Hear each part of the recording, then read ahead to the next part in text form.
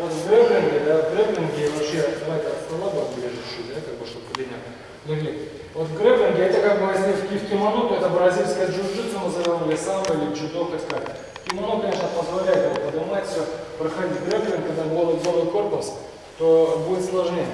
Значит, очень важно, например, этому партнеру, потому что по некоторым правилам по борьбе, там, ну, по даже классической этой нашей борьбе, возможность есть выползать за ковер, там баллы как-то снимаются, не знаю.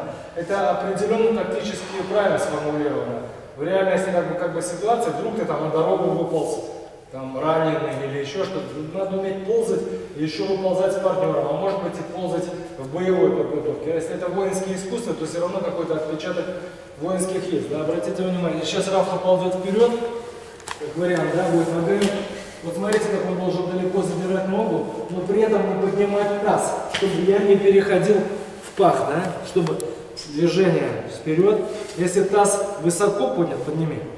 Нет, таз, жопу. Вот, чтобы я не перешел сюда, да, чтобы уже не начинал его заходить на эти, потому что ноги очень большое воздействие делают. Поэтому сейчас попытайтесь проползти, партнер сверху, зацепляй. О, хорошо, стоп, хорошо. Вот он меня хорошо сейчас потащил, потому что он полностью слился с полом, и мы стараемся выползти и выдвинуться. Ямай, все ясно. Рахмат, по парам, по весу до конца, оттуда второй. Отжимай.